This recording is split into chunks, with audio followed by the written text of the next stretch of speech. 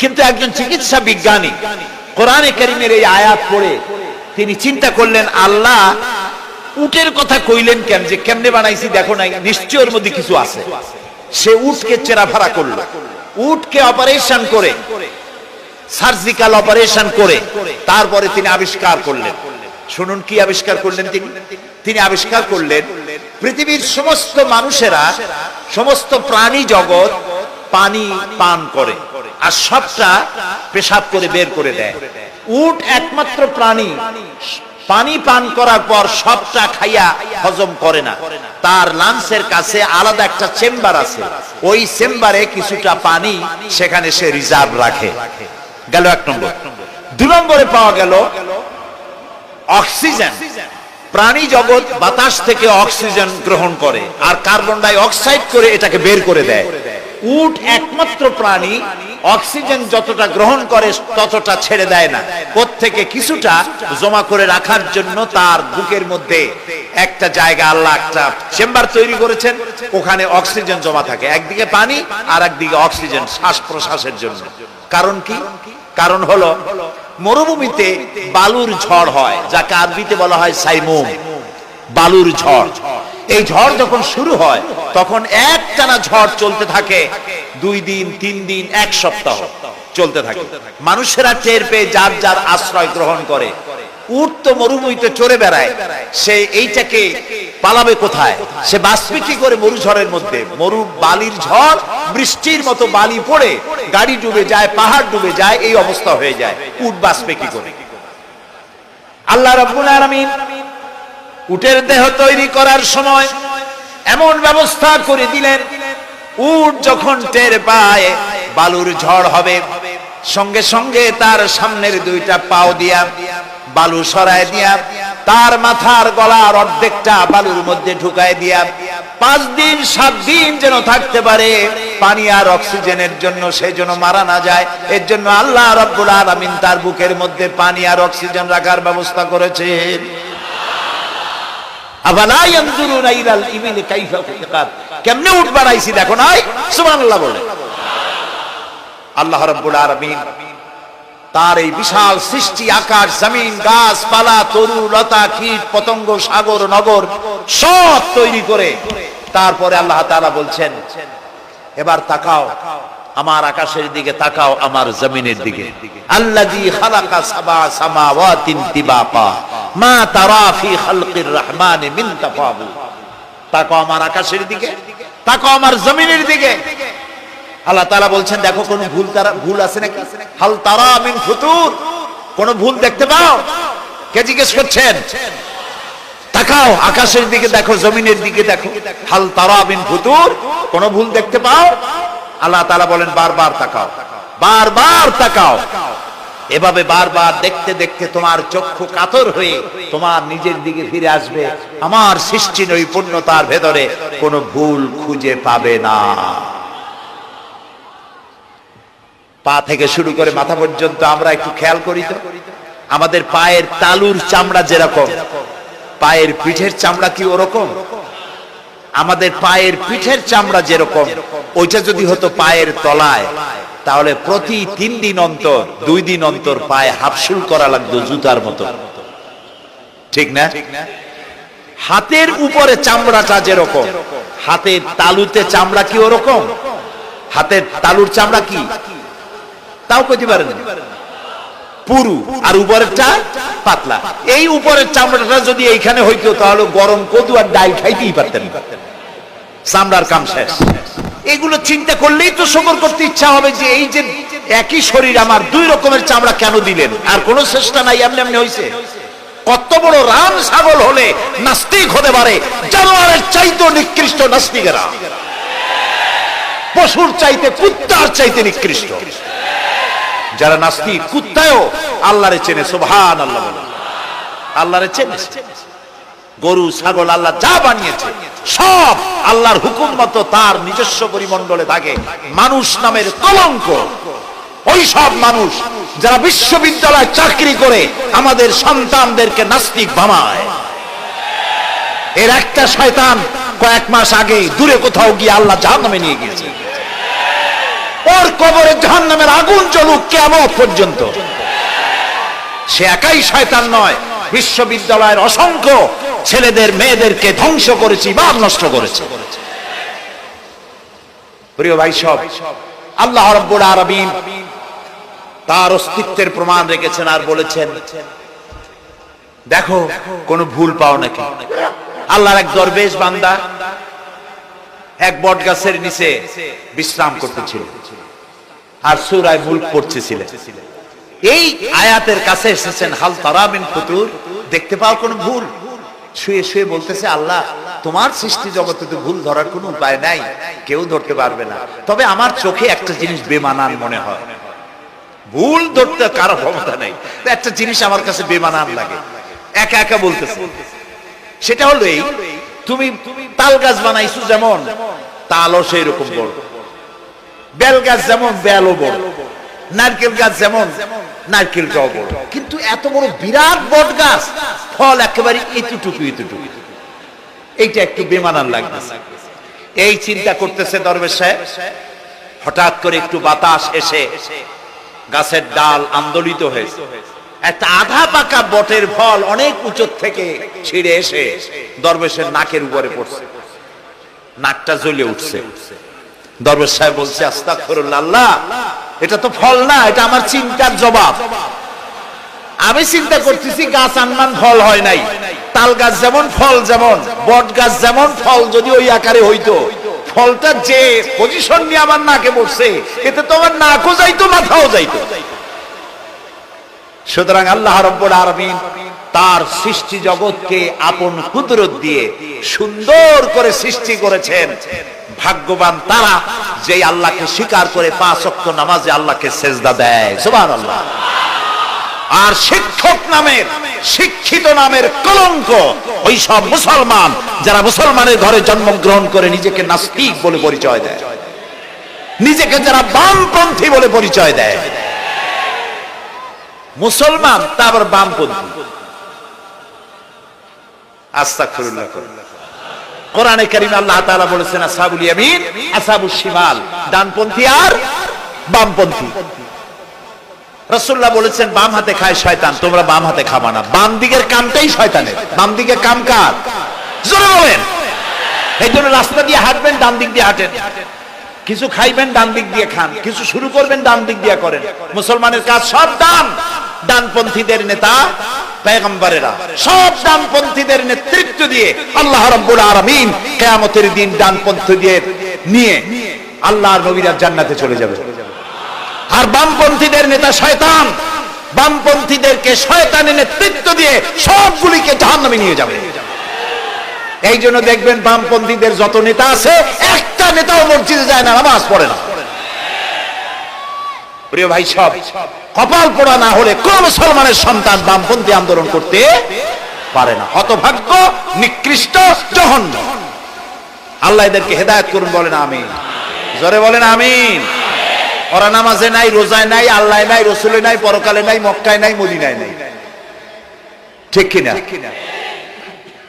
আল্লাহ হেদায়েত নসিব করুন, বলেন আমিন।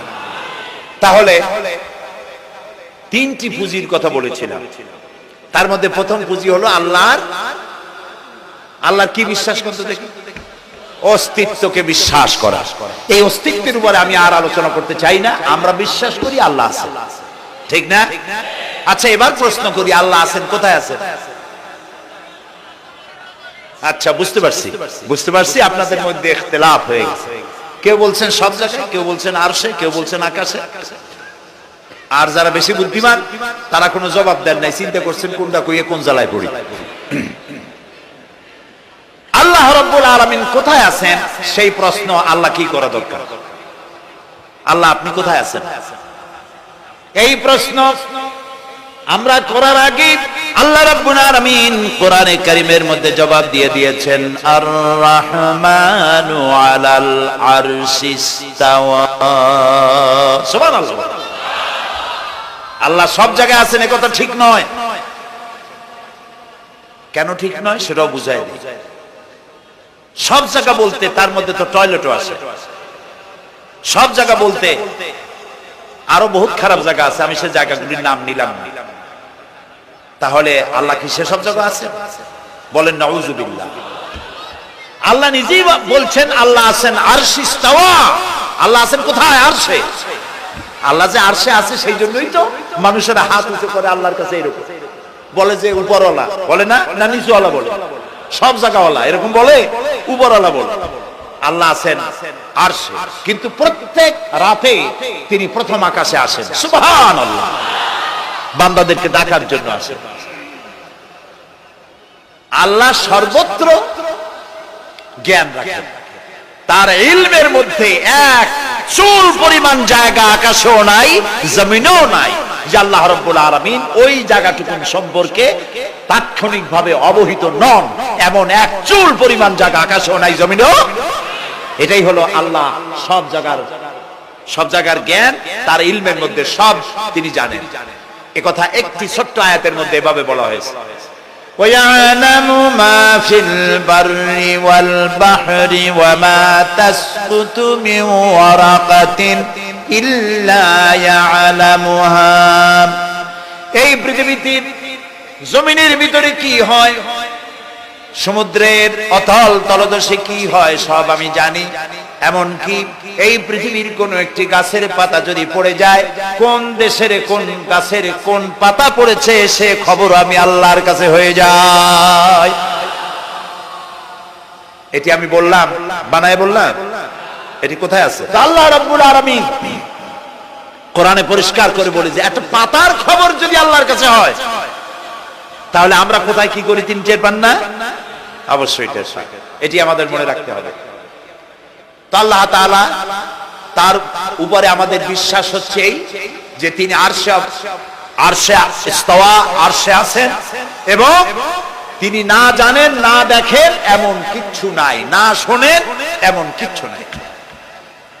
এমনকি সমুদ্রের অতল তলদেশে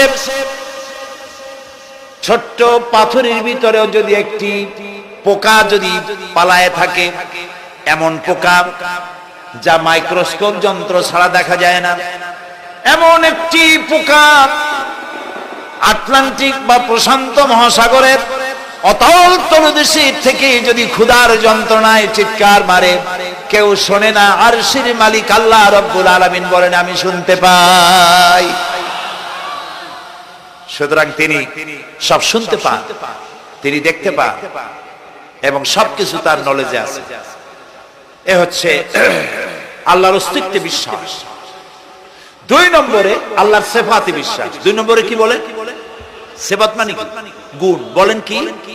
গুণাবলীতে বিশ্বাস। আল্লাহর নাম আল্লাহ, বলেন তো। আল্লাহ নয় কিন্তু, আল্লাহ হচ্ছে অশুদ্ধ, শুদ্ধ হচ্ছে আল্লাহ। বলার সময় মুখটা গোল হয়ে যাবে। বলেন তো, সবাই উচ্চারণ করেন আল্লাহ, আবার বলেন আল্লাহ, আবার বলেন আল্লাহ। সুবহানাল্লাহ। কি মধুর না, কি মজার না। কোন বান্দা যদি অন্তরের অন্তঃস্থল থেকে একবার যদি বলে আল্লাহ, আল্লাহ রাব্বুল আলামিন 70 বার সাড়া দিয়ে জিজ্ঞেস করেন বান্দা কি চাও, আমি শুনছি। আল্লাহ হচ্ছে ইসমে জাত, আর সিফাতি নাম হচ্ছে বাকি 98টা নাম। মোট ওয়ালাহুল আসমাউল হুসনা। আল্লাহ তাআলা রয়েছে পবিত্র নাম, অনেক নাম, 99টা নাম। কয়টা নাম? আল্লাহ হচ্ছে ইসমে জাত। এই যে আমরা অনেক সময় খোদা বলি, খোদার কসম, খোদার কিরা, খোদা হাফেজ বলি না আমরা? এই খোদা শব্দ যতটা সম্ভব এই শব্দ উচ্চারণ থেকে বিরত থাকা উচিত, কারণ আল্লাহর 99 নামের মধ্যে খোদা বলে কোনো শব্দ নাই। কেউ যদি 10 লক্ষ বার খোদা বলে, একবার আল্লাহ বলার সমান হবে না, হবে না। কেমন খোদা বলে আল্লাহ নিজের নামকে পরিচিত করেন নাই। আল্লাহর নাম হচ্ছে আল্লাহ। আল্লাহর নাম কি? আর বাকি হলো গুণবাচক নাম। তিনি রব, তিনি রাজ্জাক, তিনি ওয়াদুদ, তিনি জব্বার, তিনি কাহ্হার, তিনি রহমান, তিনি রহিম। এরকম আছে না নাম? সব গুণবাচক নাম। এই আল্লাহকে বিশ্বাস করতে হবে, এক নম্বরে তার অস্তিত্ব, তিনি আছেন। দুই নম্বরে গুণ সহকারে বিশ্বাস করতে হবে। আমরা পানিকে বিশ্বাস করি সে চুবাইয়া ডুবাইয়া মারতে পারে, এই হিসাবে বিশ্বাস করি, ঠিক না? আগুনকে বিশ্বাস করি সে পোড়ায় মারতে পারে। সাপকে বিশ্বাস করি সে দংশন করলে আমি মরে যেতে পারি, ঠিক কিনা? এইভাবে প্রত্যেকটা জিনিসের গুণ সহকারে তাকে বিশ্বাস করতে হয়।